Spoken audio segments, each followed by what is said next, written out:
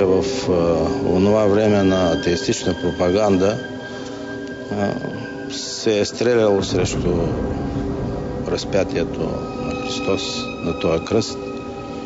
Той, който е стрелял в главата, е починал от това в главата. Той, който го е застрелял в сърцето, семейството му са починали деца и негови близки. Чудо е. Аз лично смятам, че трябва да се знае, да се помни. Човек трябва да има малко страх от Господа. Някой каза, че по-добре тук да те наказа Господ, колкото на другия свят.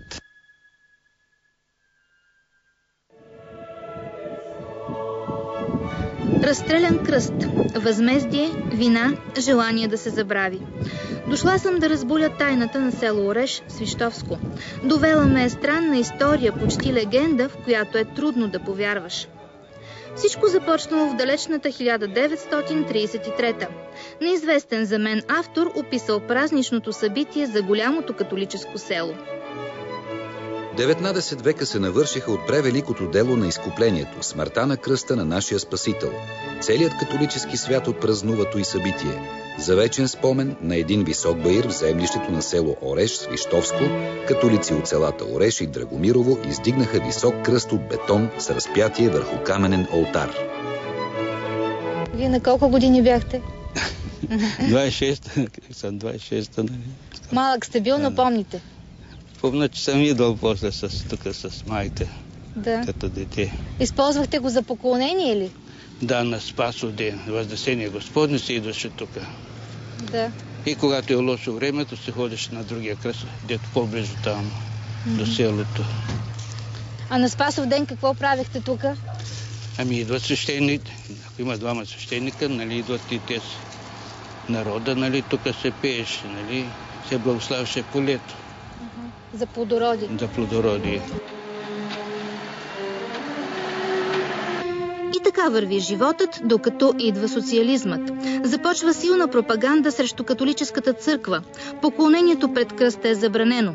В Ореш и Драгомирово отнемат всички имоти на църквата с изключение на 300 квадратни метра около храмовете. Някъде през 1948, може би окрилени от директивите на новата власт, 3 ловци от местната ловна дружинка, 3 католици от Ореш извършват кощунството. В ония години на атеистичната пропаганда, то е по разпятието е стрелян от ловци, дали са били от село или от друго място, не знаем и не знаем и кои, които последствие са си така получили това своето възмездие. Сам съм чувал, че нали са стреляли на него. Съм питал тия един-двама от лъжиите, казват, не се знае кой е стрелял. От Ореш не сме, може би, от други села някъде, тук лъжи, навсекъде ходят тогава лъжиите. Някой може би повече пина. В Ореш не се говори с точност имена, но има слухове, които не са потвърдени и не бива да ги... Срамът от греха тежи на орешенци и като изкупление преди 5 години кръстът е възстановен по инициатива на ловната дружинка, но болката остава. Кой е стрелял по кръста? След толкова много години село Ореш продължава да пази своята тайна, оставила незаздравяла рана в историята му. В онези години често се случвали такива неща, и по-страшни. Досущ като кръста комунистическата власт разстреляла епископ Евгений Босилков. Родом от Белене, той започнал попрището си в служба на католическата вяра в Ореш при отците пасионисти. След обучение в Рим се завърнал в България и в края на 40-те станал епископ на Свищовска епархия. Епископът често посещавал и църквата Непорочно зачатие на Дева Мария в Ореш. Знам, че от отец Йоско, че той го е ръкополагал за свещеник. Той първото причастие на няколко набора е направил тук в църквата, в нашата църква. Преди неговото неговата кончина. Монсеньор е правил хубави неща, специално на Бардарски град, той беше там, нали, и прави истина нещо ново там. Хората, разбира се, когато вижда, че има свещеник, кой дава себе си нещо, и хората идва при тебе, хората разбира, че ти имаш нещо. Но дошло времето на социализма. Босилков бил обвинен в шпионаж в полза на Ватикана и подбудителство към контрреволюция. Разстреляли го на 12 ноември 1952 година. Единствено, нали, в Европа владика убит.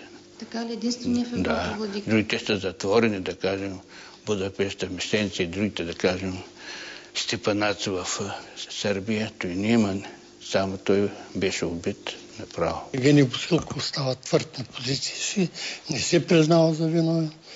Една ранна утре в град Турция, мисля, че се извършва разстрел на Босилков, за което плачеш цялото. Когато загинал Босилков, кръстът на Ореш вече бил прострелян и започнало да се изпълнява възмездието. Само за няколко години тримата ловци били застигнати от смърт и нещастия. Говори се, че който където е стрелял, оттам е намерил някаква мъка или смърт дори. Да, това е тъй, да. Какво точно се казва? Примерно той, ако се е целял в сърцето от сърдечно заболяване, загинал, е умрял. Ако в главата нещо висококръвно или... И сме чували, че кой каквото е навредил, това и си е получил. Един вид, нали? Чували сме, че той, който е стрелял в главата, е починал от това в главата. Той, който го е застрелял в сърцето, семейството му са починали деца и негови близки. И за нас е малко повече като легенда това нещо. Защо хората се страхуват да говорят за този кръст? Какво ги притеснява в цялата история? Ами аз мисля, че хората просто не искат да се спомнят за една такава случка, която се е случила, защото това е, бих казал, недопустимо хора да дигнат оръжие срещу разпятието и кръста. Мисля, че даже хората просто искат да забравят това, което се е случило. Има ли роднини на тези хора да живеят сега тук или са се изселили? Вижте какво... Аз пак ви казах, нека да не го разнищваме толкова въпроса. Смятам, че е полезно за никого това. Просто чувствам срам някой път, като говорят ловците, защото аз се чувствам и аз ловец, нали, като всеки един, който е ловец и си плаща ловния билет и който се грижи за дивече. И така казаното е малко срамно. Но нали се казва признат грях, половин грях. Ако се изкаже това нещо, ако някакси, може би, ще олекне на цялото село, на историята на цялото село. Не е ли така? Ами аз смятам, че тия, които са направили това нещо, са се понесли са си, как да кажа, наказанието за това, което са направили. Така че... Познавах има, те починах. Всички са. Последния почина на 96 години. Да, ма неговото семейство разбрах. И съм го питал, нали, дедо Фердинанд, те. Отче каза, не е верно. Хората, нали, понеже му умрела първата съпруга и хората мисля, нали, обикновено хората говорят, не е казал, не. Може да е имало нещо, но не е казал. Не си е признал. Съвестта няма да ни позволи, каза, да стрелям. Само Бог знае.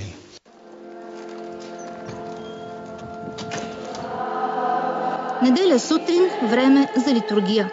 Църквата, непорочно зачатие на Дева Мария в Ореш, започва да се пълни с хора. Храмът е огромен за мащабите на селото, макар че е най-голямото в Свищовско, с близо 2000 жители.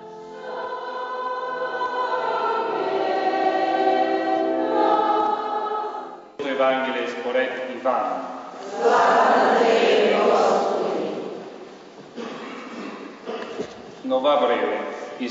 Вече втори ден съм в селото, а все още ме гледат с недоверие. Ще опазят ли тайната си или накрая ще разберат това, за което съм дошла? Съвсем изненадващо за мен, отец Енцо, италианец, който от 4 години служи тук, ме моли да обясня от амвона на паството му какъв филм ще правя. Здравейте, аз съм Елияна Димитрова, журналистка съм от По света и у нас от Българската национална телевизия. И да ви кажа защо съм тук. Имам един познат лекар, който е зет във вашето село. Казва се доктор Спиридонов. И един ден той ми разказа тази история за вашия кръст. Като с нея той искаше да ни покаже колко е голяма силата на вярата и как нищо, което се прави срещу Исус Христос и срещу кръста, не може да остане ненаказано. Аз написах едно предложение до моите шефове в телевизията, обаче те много харесаха идеята за разпятието, за това, че вие сте го възобновили, че това, което е направено през годините на социализма, когато католическата църква е страдала не малко, сега е възстановено и се опитвате да забравите тази история, дори се опитвате да я превърнете в легенда, в нещо, което едва ли не е съществувало. Въпреки че е млад, отец Енцо знае как да укрепва силата на вярата, как да говори интересно и увлекателно и как да пълни църквата. По времето, когато учих в Италия, по времето точно, когато университет е включено, аз бил искал да прави опит както мисионер. Нашата страна има мисия и тук в България. И тогава съм питал на моите шефе, искам да прави да ходим там 3 месеца, точно по времето, кое е включено. Да прави, да виждам, ако е за мен, защото ме харесва идея както мисионер. Съм дошъл тук в България. Съм обикаля Белене, Ореш, Русе, Малчика и други село, кои са католици, които има нашите къщи. След това съм правил за 3 години. И после накрая, когато бях свещеник, съм писвал точно писмо и съм питвал, искам да става мисионер в България. Шефа ми каза, да, имаме нужда, айде заповядай веднага. И тогава съм дошъл тук. После тук беше нужда от свещеник. И тогава те ми казали, добре, ти ще ходиш там в Ореш и започваш да работи там. Добре. Ето защо съм тук. Преди отец Енцо в храма служил отец Фортунато, също италианец. Негова е заслугата църквата да има тази коледна колиба, която се радва на небивал интерес от децата. Програмата й е направена така, че за около 5 минути се извърта цялото денонощие, от зазоряване до зазоряване. Дева Мария, Йосиф и младенеца са в обора, а наоколо всеки върши своята работа. Дърводелци, ковачи, обущари, пада нощта и работата спира. Единствено бабата продължава да бърка неуморно качамака. Трябва да се яде.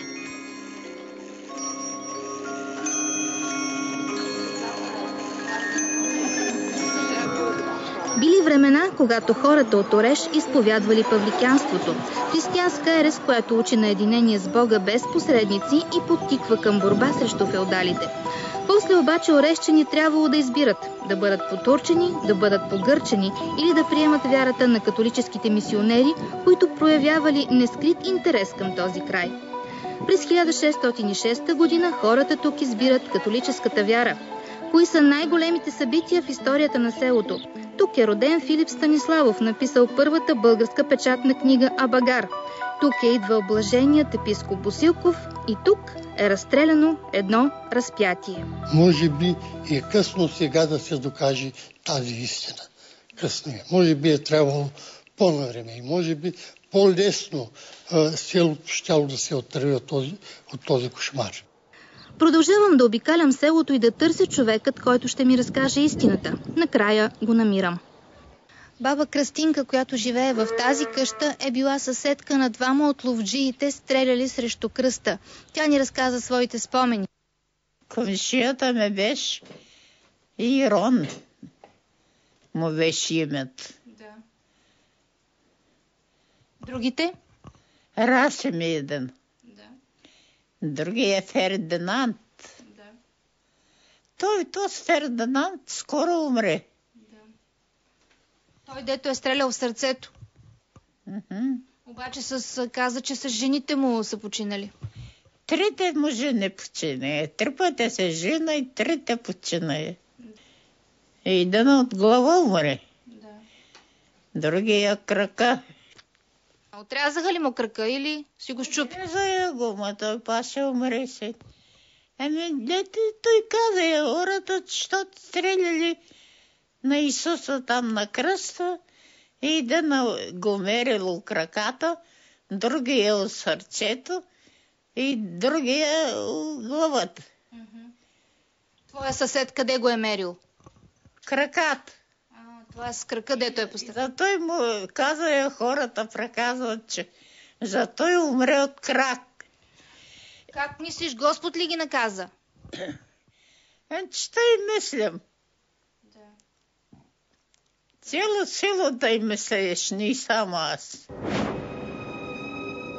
Вече знам всичко. Ирон стрелял в краката на Исус, Расим в главата, а Фердинанд в сърцето.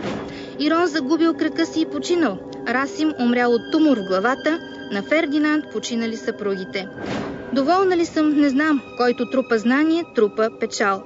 Виновните са починали, родата им или е измряла, или се е пръснала по Белене и Свищов. Дали след като изтрезнели и осъзнали какво са направили, ловците са се поболели, или наистина Божията ръка е отмъстила за осквернения си син?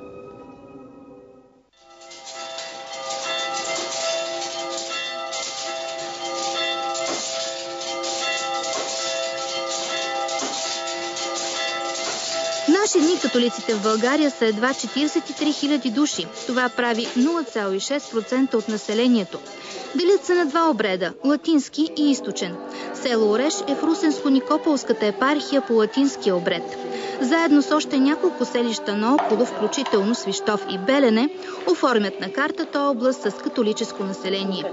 Повече от 4 века католицизъм се отразили дори на имената на по-възрастните хора. Италианските свещеници, които проповядвали в църквата, кръщавали децата с странни за онова време имена. Себастиян. Баян. Себастиян станал Баян. Тобия. Другите имена са като Йозо, даже казват Йозов град, това е Ореш. Господина се казва Йозо. Значи от Йосиф. От Йосиф, да. Петър, Мария. Мария също разпространено име. Също така има и други. Юзефина имате. Да. Желтруда. От Гертруда, сигурно. Маргарита, Галено и казват Гуца. Има и така по орешенски, нали? Да, но специфичните западни имена католически, както как беше? Желтруда, то трудно се изговаря. Франческо. Имате и Франц. Да. Немалко старци се казвали и Джироломо, но заради трудното произнасяне станали Ирон.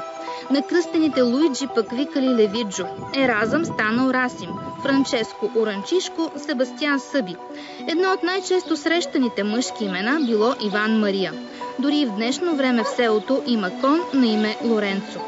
С женските имена се случило същото. Франческа станала Вица, Франциска Чина, а Магдалена Мандалина. Самите орешенци казват за себе си: ние сме от яката вяра, т.е. от силната вяра. Тази година католици и православни християни празнуват Велик ден в един и същи ден. В следващите 20 години това ще се случи още 6 пъти. В село Ореш църквата е само една, католическа. В съседното село Драгомирово обаче има 2 църкви и хората са разделени поравно на католици и православни. Православният отец Евгений и католическият отец Йосиф са приятели и си помагат взаимно. Всеки служи в своята църква. Отец Евгений в тази православната, отец Йосиф в католическата. С отец Йосиф имаме отношения, бих казал, най-добри. Търсим разбирателството да е такова като между двамина пастири на пастото Христово. Най-приятелски. На 2 ноември Или когато празнуваме на гробищата покойните, заедно ходим. Кмета, православните къдат заедно. На църква, там сме издигнали кръст голям на средата и не те се правим другите. Разбирате се, няма проблеми? Няма проблеми. Нито с него, нито с другите свещеници. Говорим си често за това, той как общува, аз как общувам, защото това е нашата първа и пряка грижа и мисия да наглеждаме паството Христово, да помагаме на хората с добри съвети, ако не можем с нищо друго. Каквото може да помагаме, нали? Ние трябва да дадем пример да се обичаме, да не се мразим. Драгомирчани отдавна вече са премахнали помежду си тази пречка на религиозната вражда. Казвам религиозна вражда, защото такава е имало в първите години след освобождението от османско владичество. И тази вражда е продължила няколко десетилетия до към 20-те, 30-те години на отминалия вече 20 век. Но от тогава до ден днешен полека-лека тази вражда е останала в миналото. Помолихме и двамата свещеници да ни опътят към семейства с смесен брак. Без да са се наговорили, те ни посочват един и същи дом – на Веска и Петър Шарбанови. Отците разказват, че и двамата са истински вярващи и чисти хора. Той е католик, тя православна. Запознали се в Свищов. Той електротехник, тя шивачка. Първия път, когато я доведох при моите родители, нито съм и говорил за коя ще се жена, нито съм ги питал. Завеждаме с нейно съгласие в дома на баща ми и на майка ми, тук в село Драгомиро. И те като я видяха и казаха, назад няма, това ще бъде. Нито я познаваха, нито съм и говорил, за религия никой не е говорил. Дали тя е православна, дали, пък ние, понеже сме католици. Ама пред мен стоеше, че няма никакво значение дали ще бъде православна, дали. И от тяхна страна нямаше въобще никакви забележки, никакви коментари. Аз ме беше страх, ако кажат, че не ме искат, какво ще правя? А те викат, щом се е довел, тя ще бъде.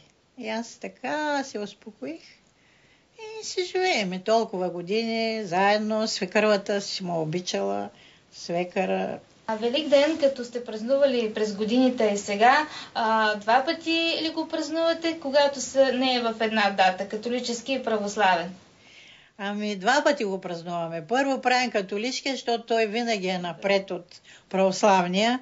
Ами боядисвам яйца, кола петел, баница права, козунак, винце рагика. След една седмица пак същата? След една седмица почнем пак да постим малко до другия.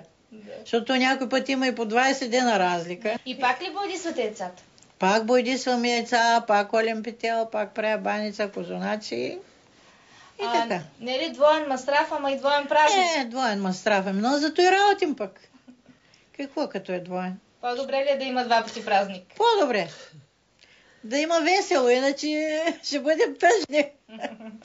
А вие как мислите? По-добре ли е два пъти Великден? Кой бяга от суфра? От суфрата. Говорим, а разговорът все бяга към разстреляния кръст на Ореш. Ловджии са били и са целили в кръста и след известно време тия, които са стреляли, са се поболели и са преждевременно са починали. Сега дали това е наказание, дали не е, ама така се носи от селяните от село Ореш. Това съм го научил. Тогава има ли Божие възмездие? Ако направиш такова нещо, посегателство срещу Господ, вярвате ли, че Господ по някакъв начин връща? Аз вярвам първо в тия думи, които ги казаха, че има възмездие от Господ. Рано или късно. Не мислим на никого лошото. Там пише не кълни, защото кълнеш своя Господ. Аз не кълна. Викам да са живи и здрави. Всички. И И лошите, и душманите, и всички да са живи и здрави. Пък Господ си преценява. Кой ще... Най-добре е никого да не наказва, ама и никой да не прави лоши работи. Така завършва разказът за кръста на Ореш, за разстреляния кръст. И дано след този разказ сегашните орешенци се простят завинаги с демоните на вината.